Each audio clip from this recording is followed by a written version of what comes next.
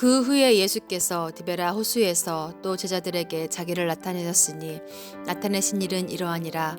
시몬 베드로와 디두모라 하는 도마와 갈릴리 가나 사람 나다나엘과 세베대의 아들들과 또 다른 제자 둘이 함께 있더니 시몬 베드로가 나는 물고기 잡으러 가노라 하니 그들이 우리도 함께 가겠다 하고 나가서 배에 올랐으나 그날 밤에 아무것도 잡지 못하였더니 날이 새어갈 때에 예수께서 바닷가에 서셨으나 제자들이 예수이신 줄 알지 못하는지라. 예수께서 이르시되 얘들아 너희에게 고기가 있느냐? 대답하되 없나이다. 이르시되 그물을 배의 오른편에 던지라. 그리하면 잡으리라 하시니 이에 던졌더니 물고기가 많아 그물을 둘 수 없더라. 예수께서 사랑하시는 그 제자가 베드로에게 이르되 주님이시라 하니 시몬 베드로가 벗고 있다가 주님이라 하는 말을 듣고 겉옷을 두른 후에 바다로 뛰어내리더라. 다른 제자들은 육지에서 거리가 불과 한 50칸쯤 되므로 작은 배를 타고 물고기 든 그물을 끌고 와서 육지에 올라오니 숯불이 있는데 그 위에 생선이 놓였고 떡도 있더라. 예수께서 이르시되 지금 잡은 생선을 좀 가져오라 하시니 시몬 베드로가 올라가서 그물을 육지에 끌어올리니 가득히 참 큰 물고기가 153마리라. 이같이 많으나 그물이 찢어지지 아니하였더라. 예수께서 이르시되 와서 조반을 먹으라 하시니 제자들이 주님이신 줄 아는 고로 당신이 누구냐 감히 묻는 자가 없더라.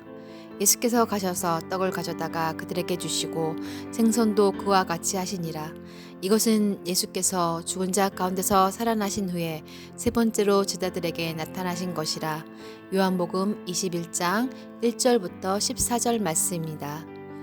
누비전교회 이희영 목사님께서 와서 조반을 먹어라 라는 제목으로 말씀해 주시겠습니다. 오늘 말씀을 나누는 시간에 주님이 주시는 은혜, 성령이 함께 하시는 시간이 되시기를 주의 이름으로 축원합니다. 오늘 말씀의 제목은 12절에 있는 말씀, 와서 조반을 먹으라. 난 주님의 사랑이 담긴 음성입니다. 우리에게 이와 같이 주님께서 준비하신 식탁에 초청을 받아서 우리를 초대하신 분이 누구신가? 우리를 초대하신 분은 세상을 창조하신 창조주요 하나님의 아들이며 우리의 구세주입니다. 우리가 특별히 은혜를 받아서 말할 수 없는 은혜를 받아서 예수님과 한 상에 앉아서 먹는 자들이 되었습니다. 이 사건은 예수 그리스도의 부활 후에 디베랴 바다에서 있었던 일입니다. 베드로를 비롯하여서 의심 많은 도마도 함께 거기에 참여했습니다. 묵상의 사람으로 알려진 나다나엘, 그리고 예수님의 가장 사랑받은 세베대의 두 아들 야고보와 요한, 생각하면은 세베대의 가정이 얼마나 축복을 받았는가. 두 아들이 예수님의 사랑을 받는 아들이 되었어, 제자가 되었으니. 그 다음에 두 제자는, 다른 제자는 이름이 기록되어 있지를 않습니다. 베드로가 나는 고기를 잡으러 가노라 하는 말에 다른 제자들도 함께 따라갔습니다. 나는 이 성경을 읽을 때마다 베드로가 나는 고기를 잡으러 가노라 이 말이 좀 어떨 때 보면은 실망 섞인 말인지 아니면은 어떻게 보면은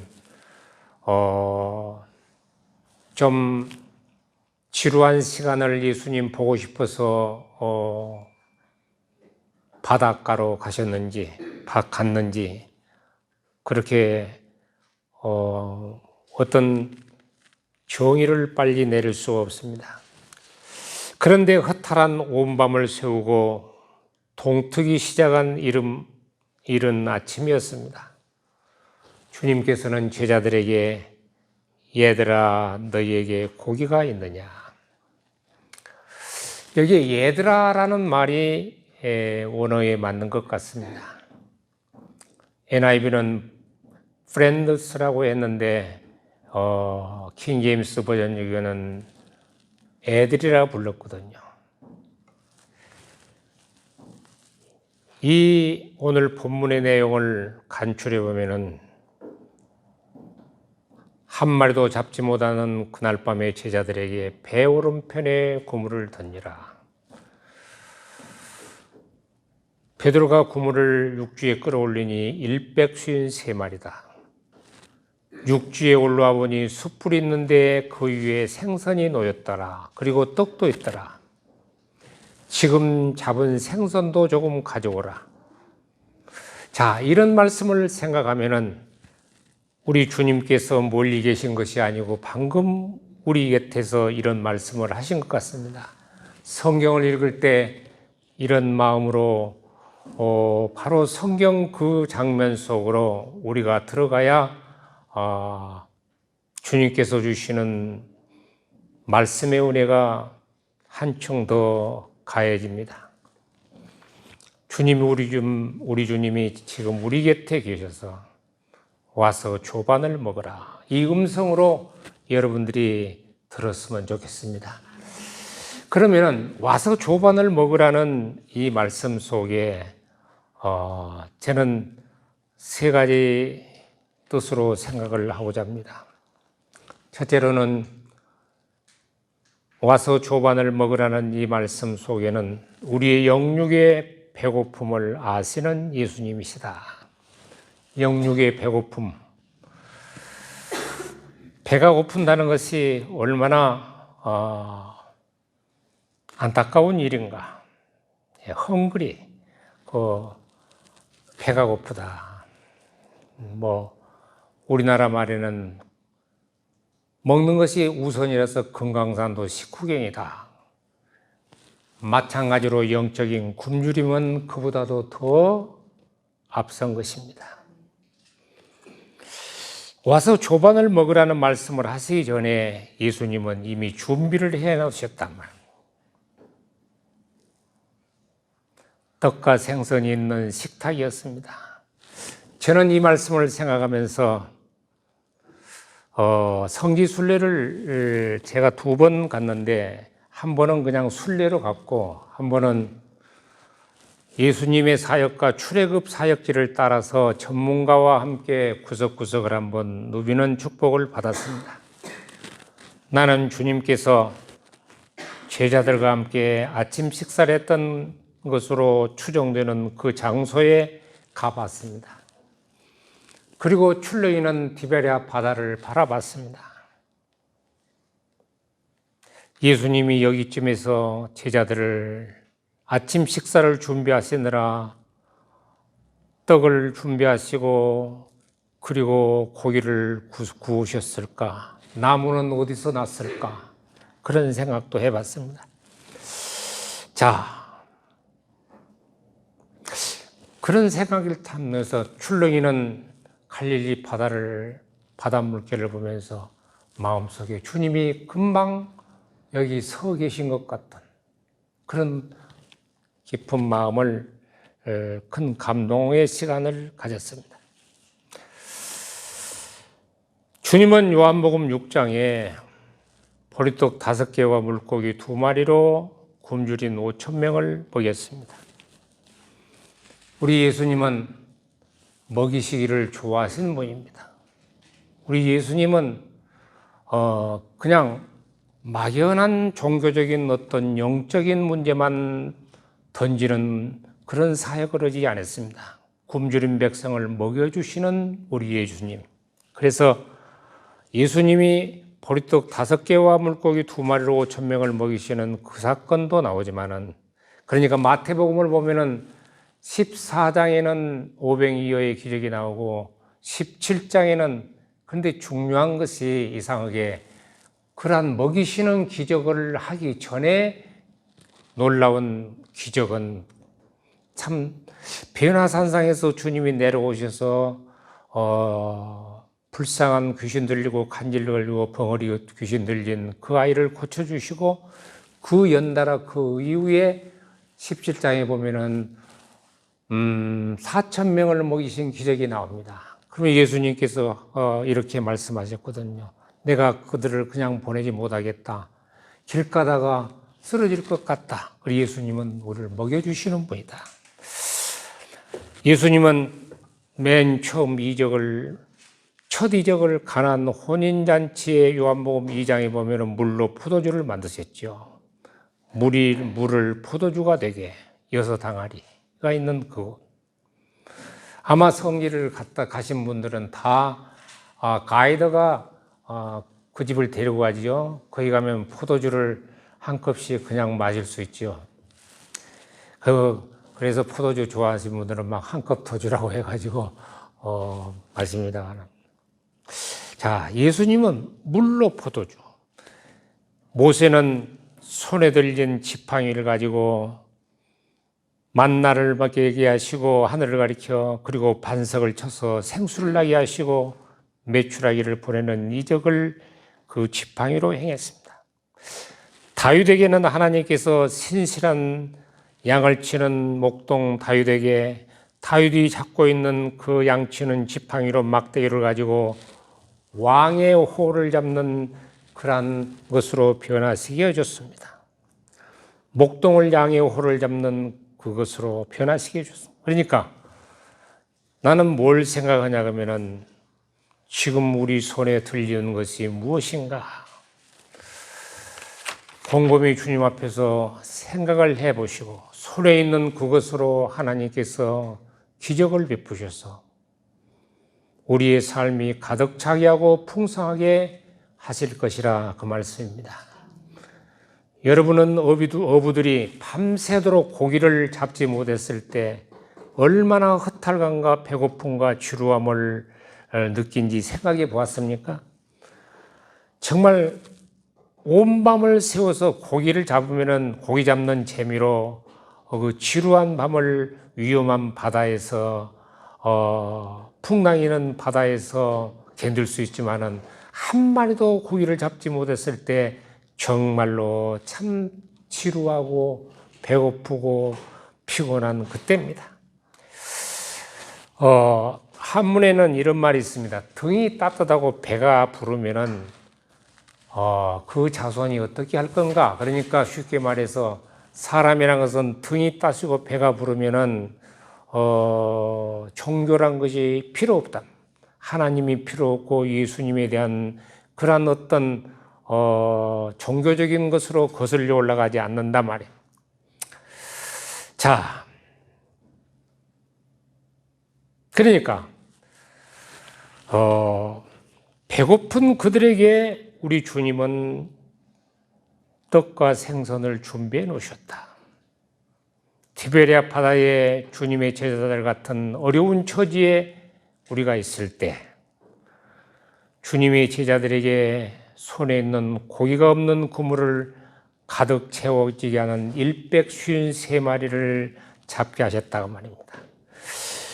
저는 늘 우리 교회가 이렇게 지금 말하자면 답보 상태잖아요. 말하자면 1년 내 어디 가서 있든지 여러분들은 다 구원의 방주에 들어간 사람이지만 그러나 헛탕진 구물이라 그렇게 생각하지 않습니다. 항상 씨는 중요한 것이니까. 씨는 중요한 것이니까. 항상 그루터기는 중요한 것이니까. 자,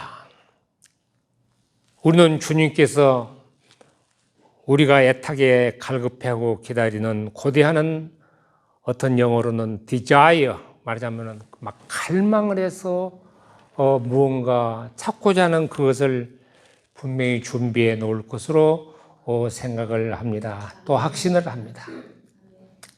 그리고 오늘 아침에 제가 써놓은 그 만나기를 뒤적거리다가 보니까 2013년도에 그리 이런 유명한 시를 한 수 적어놨더군요. 브라운이라는 시인이 쓴 것인데 아버지께서 당신의 기도를 듣지 않으셨다고 하지 마세요. 아마도 당신의 일이 완전히 끝난 게 아닐 거예요. 하나님께서는 시작하신 일을 마치실 거예요. 그렇게 말했습니다.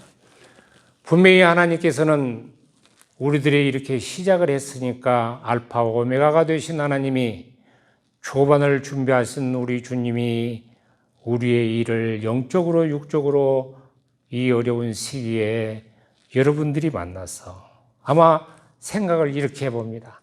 아마 처음 우리 교회에 어떤 보통 믿음 없는 성도들이 왔다고 생각합시다.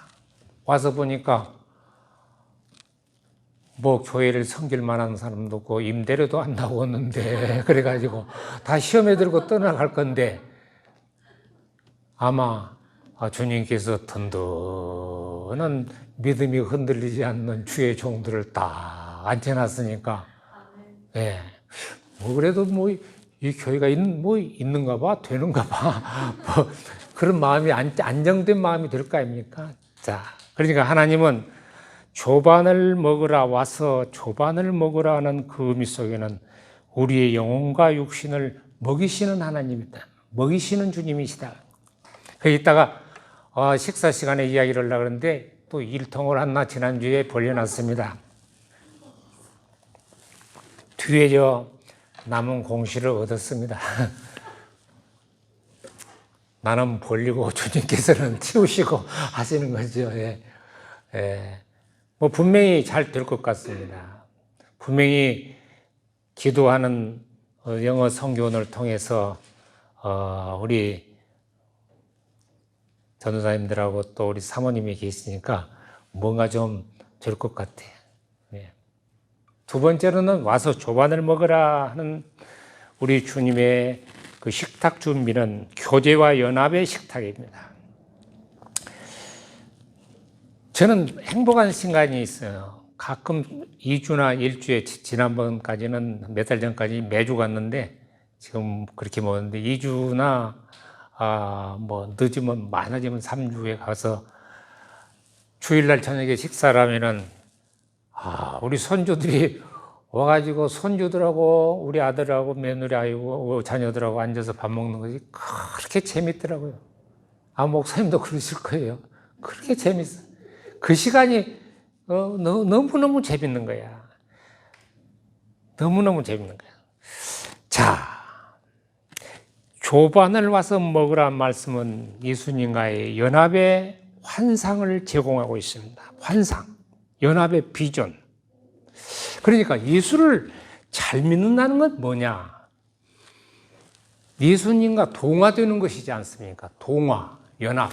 그래, 연합이라는 말에는 세례라는 뜻에도 연합이라는 말이 있고, 예수님은 요한복음 15장에 포도나무 비유를 말씀드렸는데 그것도 연합이라는 뜻이 있고, 그리고 성만찬도 연합이라는 그 놀라운 원리가 그 속에 있지 않습니까?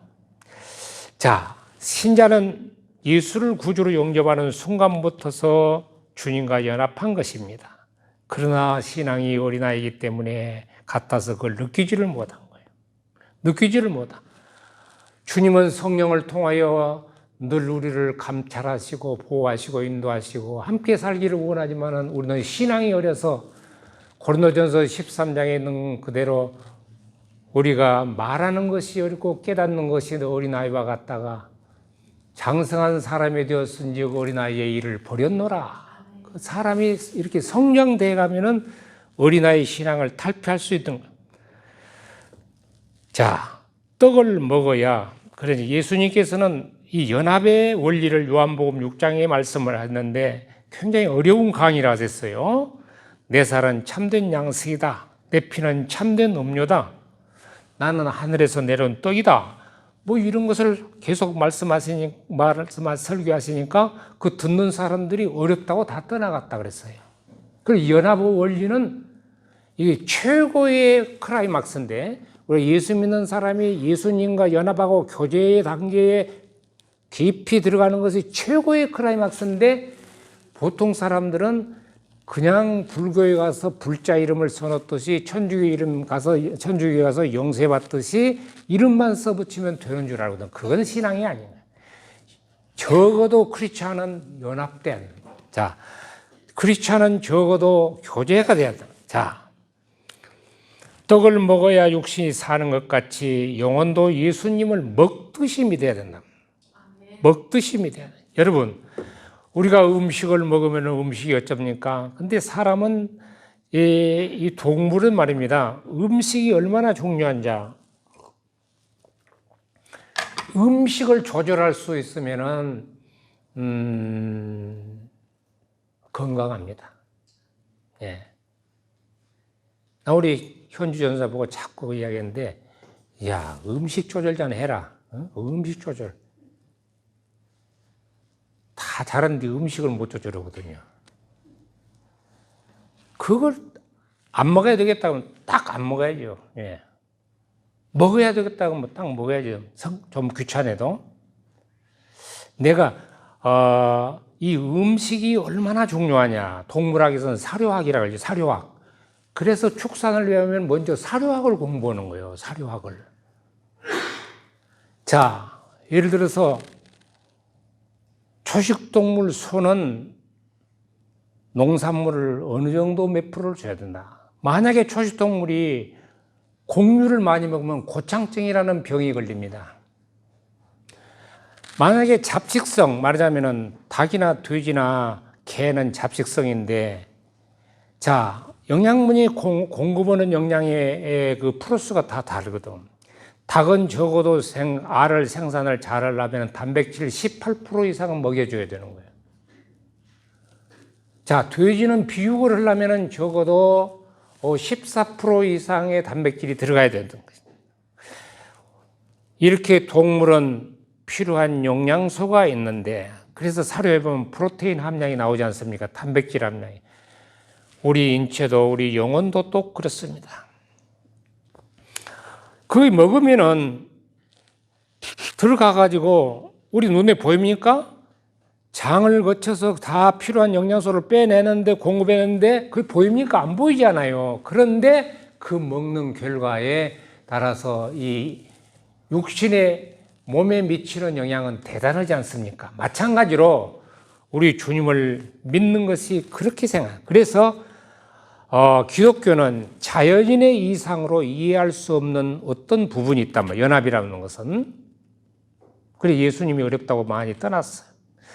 예수님과 함께 조반을 먹을 때 우리는 먹을 수 있는 유일한 영적 음식, 바로 영적 음식이 예수 그리스도 자신이라고 말했습니다.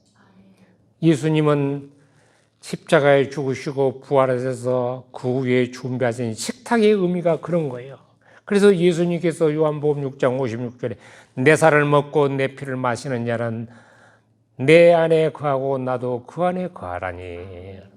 우리가 연합에 동치하되 연합. 그래서 사랑이란 것은 뭡니까? 내 것 내 것이 없는 것 아닙니까? 내 것 내 것이 없는 거 아닙니까?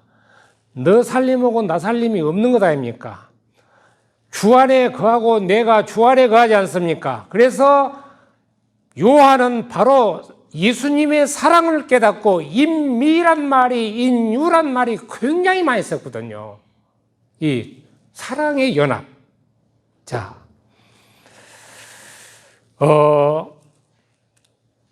보통 우리가 사는 주변에도 알 수 있듯이 사람마다 식욕이 다르지 않습니까? 그러죠? 식욕이 다르죠? 다 식욕이 달라. 어떤 사람은 채식을 원하고, 어떤 사람은 육식을 원하고, 어떤 사람은 과실을 좋아하고, 다 달라. 자, 그런데 느낌, 그걸 먹는 식욕도 다르고 느낌도 다르단 말입니다. 느낌도 달라. 저는 오늘 느낌을 말씀드리려고 합니다. 식탁에도 같은 사람, 같은 환경, 같은 것을 먹는데 느낌이 다르듯이 우리가 예수를 구세주로 믿는데 그 느낌이 다르단 말입니다. 그래서 연합된 사람은 느낌이 감동적이단 말입니다. 느낌이 항상 감격하고 예수 사랑에 빠진단 말입니다. 그것이 성장된 믿음의 사람입니다. 느낌. 하늘에서 내려온 생명의 떡. 공통적인 것을 먹고 그렇지 않은 살지만은 그 느낌이 다른 거예요. 느낌. 여러분, 좀 이렇게 이번 주에는 여러분에게 영적 과제를 한번 던지겠습니다. 크고 작은 모든 세밀한 일까지 주님과 연합을 한번 해봐라. 예를 들어서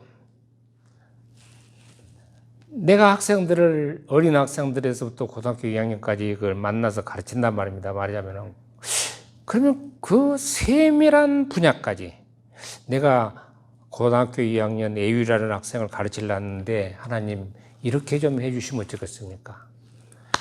나는 이 공실을 임대를 두고 주인의 마음을 좀 뭐랄까 평안하게 서로 흉금을 터놓고 이야기할 수 있는 마음을 사게 해달라고 마음을 감동해 달라고 많이 기도를 했습니다.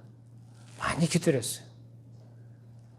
그래서 조건이 너무 우리한테 감당할 수 없지 않게 해달라고 많이 기도를 했습니다. 자, 그러니까 심지어 나는 늘 이런 생각을 한번 해봅니다. 그 허술한 농가와 같은 우리가 살고 있는 곳이지만은 그곳에서 뭔 하고 하는 작은 일들까지 주님과 이야기를 하면서 일을 해봅니다. 여러분들이 이렇게 믿음을 한번 업그레이드 시켜 보십시오. 만나는 사람에게 그러니까 보십시오. 나는 우리 손주가 해병대를 간다고 그래서 나는 그 손주를 그렇게 내가 생각이 매 순간마다 있을지는 몰랐습니다. 근데 9월 21일 날 입대를 했는데 지금 18일이잖아요. 주수로는 딱 그 아이가 미국에서 계속 체류하려는 원인 중에 하나가 한국에 군대 가기 싫어서 그랬거든요.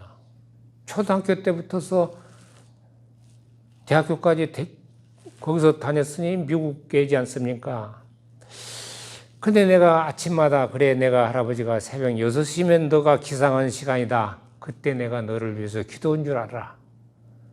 그냥 나 그렇게 할 줄은 몰랐지만은 그렇게까지 내가 걔에 대한 관심이 있을 줄 몰랐지만은 탁 기도를 하면은 하나님 오늘 또 우리 경훈이가 그 유약한 애가 군대를 통해서 믿음을 갖게 해주십시오. 그리고 한국이란 나라를 이해하게 해주시고 영어만 한다고 되겠습니까? 한국어를 좀 많이 공부 좀 하게 해주십시오. 그래서 3가지 것을 주었어요. 내가 개간 뜯어주고 나도 기도를 그렇게 해요. 그런데 작은 것에서부터 큰 것까지 그래서 들려오는 소식은 생각보다도 견디기가 좀 쉽대요. 그러니까 우리 주변에 일어나는 작고 크고 쉽고 어려운 모든 일들마다 다 예수님과 이야기를 하자 이거예요. 이렇게 조금 큰 것만 하지 그냥 대충 하지 그건 신앙이 아니야. 작은 것까지 왜냐 그러면은 우리 주님은 우리를 사랑하기 때문에 작은 일도 이야기하기를 원하거든요. 자.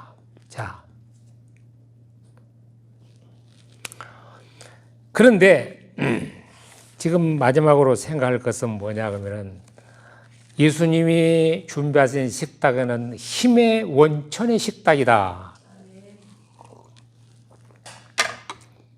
우리가 세상에 살면서 힘이 빠지고 지칠 때가 있지요. 육신도 피곤할 때가 있고 영혼도 피곤할 때가 있죠. 자, 그런데 예수님이 준비하신 식탁을 보면은 미래적인 지향적인 어떤 것이 있습니다. 너 먹고 힘을 내서 가거라. 그런 뜻이 있단 말입니다. 어디가 있느냐? 그러면 야, 참 착하다 너희들. 이 지루한 시간인데 야, 너 훌륭한 사람들 되겠다. 착하다. 응? 한 놈은 잠들고. 자, 어디가 그런 미래적인 지향적인 말을 있음이 있느냐? 여러분 보십시오. 그물을 배 오른편에 던지라 그랬지 않습니까? 누가가 기록한 첫 번째 사건은 깊은 데에 가서 그물을 내리라 그랬지 않습니까? 그런데 오른편에 던지라는 말씀이 무슨 뜻일까? 여러분, 오른편 바르게 복음의 진리대로 성경의 진리대로 그런 뜻도 굉장히 저변에 깔리지가 않은 우리 주님이 하나님 보좌 우편에 앉으신 그분이 지금 우리에게 말씀하고 계신단 말입니다.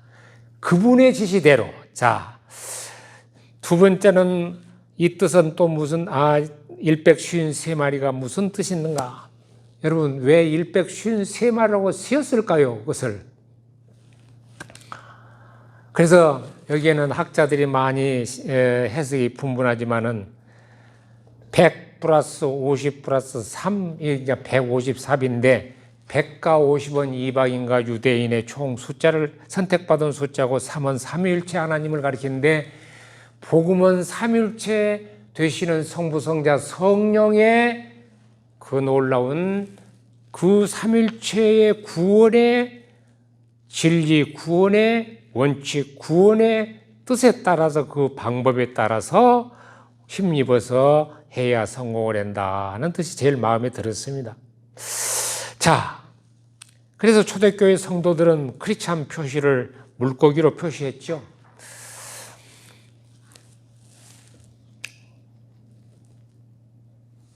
이 같은 사건은 뭐냐?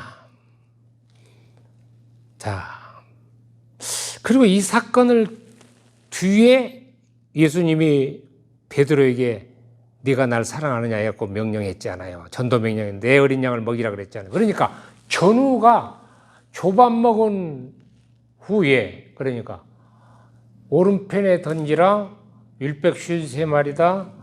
그리고 예수님의 제자 사랑하는 제자 베드로에게 내 어린 양을 먹이라, 내 양을 먹이라, 내 양을 치라, 내 양을 치라가 가운데 있죠. 자, 이 같은 사건은 뭐냐? 미래지향적이다. 엘리야를 피곤해 지친 엘리야를 하나님께서 일어나 먹으라. 내가 길을 이기지 못할까노라.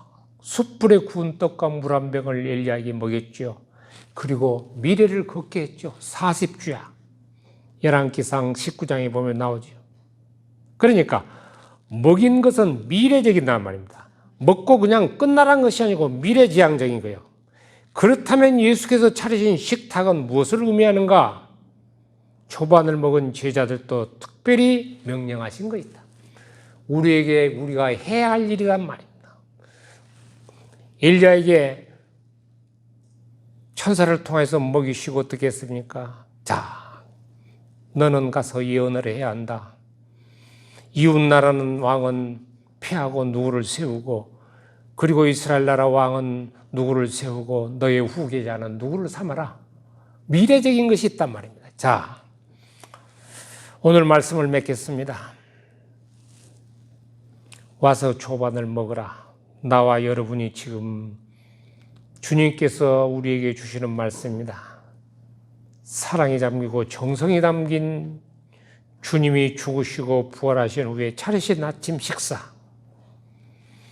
우리의 영혼의 목마름과 배고픔을 아시고 채워주시는 식탁, 우리에게 무엇이 필요한가를 채우시는 식탁. 자, 저는 오늘 사실은 지난주 예배 끝나고 청교도의 신앙과 행동이라는 그런 말씀을 전하려고 생각을 했는데 갑자기 이 말씀이 생각이 나서 초반으로 와서 먹으라. 하나님은 항상 미래지향적입니다. 힘을 주시길. 여러분 성경을 보면 너무 감동적인 사람들이 있어요. 여러분 그 틴데일이라고 있지 않습니까? 그 NLT를 틴데일 그 번역 계통에서 틴데일 사상을 이은 사람들이 틴데일 성경을 NLT로 했거든요. 근데 그 틴데일 그분을 보면은 참 주님의 일을 그렇게도 성경을 사랑하신가? 그렇게도 성경 번역에 열정이 있는가? 그는 그렇지 않아도 너무 성공할 수 있는 목사인데 안 되겠다. 자기는 옥스퍼드와 케임브리지를 대학과 대학원을 다니면서 언어를 얼마나 잘하는지, 물론 영어는 모국어니까 그러지만 라틴어뿐만 아니라 불어, 독어를 하고 히브리어, 헬라어를 하고 까지 다 했는데 이분이 성경을 원어로 읽을 때마다 느낀 거예요. 야, 이 말씀을 좀 내가 영어로 번역해서 조국의 백성들이 좀 읽었으면 좋겠다. 그때 얼마나 신부들이, 캐토릭 신부들이 성경을 몰랐는 거는, 무지했는 거는, 하나님이 나에게 성경을 번역할 수 있는 기회만 주신다면은 내가 멀지 않는 장래에 밭을 가는 농부들, 저 청년들이 신부보다도 더 성경을 잘 읽게 만들겠습니다. 영어로 성경을 번역할 수 있는 길을 주십시오. 그랬단 말입니다. 그렇게 기도를 했는데 보십시오. 조국에서는 천주교가 새로운 성경을 못 번역하게 하니까 번역할 수 없어서 왕의 허가도 없이 떠나갔어. 영국을 떠나가서 독일로 가서 루터를 만나고 성경 번역하는 일을 했거든요. 수없는 난관 어려운 일이 있었지만은 그런 때로는 원고를 배에다 실었는데 그 배가 파손돼 불기도 하고, 때로는 천주교가 아주 교황청에서 아주 핍박이 심해서 이제 원고를 빼앗기기도 하고 그랬지만은 결론적으로는 그 성경을 번역을 했지 않습니까? 그런데 말입니다. 놀라운 결과는 어떻게 됐느냐? 그 이후에 1611년에 킹제임스 버전역이 영국 왕이 정말로 주도가 돼서 오늘날 우리가 읽은 킹제임스 버전역 그것을 해는 건데 큰 영향을 줬단 말입니다. 그러니까 주님의 일은, 자, 주님께서 우리를 사랑하시고 우리가 주님의 사랑을 깨달으면은 우리에게 미래지향적인 우리의 영혼을 먹여주신 그런 사랑을 우리가 뭔가 표현해야 된다. 자, 그런데 여러분 최후의 만찬 있지 않습니까? 레오나르도 다빈치가 그랬지 않습니까? 저는 미술에 대해서 잘 모르는데 레오나르도 다빈치가 성당에 걸기 위해서 큰 대작을 했는데 굉장히 오래 걸렸답니다. 시간이.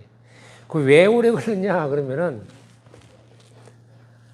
예수님 다 있고 예수님 제자들 모습 같은 그런 것도 다 있고 이제 예수님 앞에 기댄 제자도 있고 다 그랬는데 그것은 상상해서 그랬는데 예수님 앞에 그 차려놓는 만찬상에다가 메뉴를 뭘 놓고 신가 그걸 놓고 원래 레오나르도 다빈치가 그림 그리기 전에 뭘 좋아했냐 그러면은 요리사가 되는 거예요. 꿈이 돼요.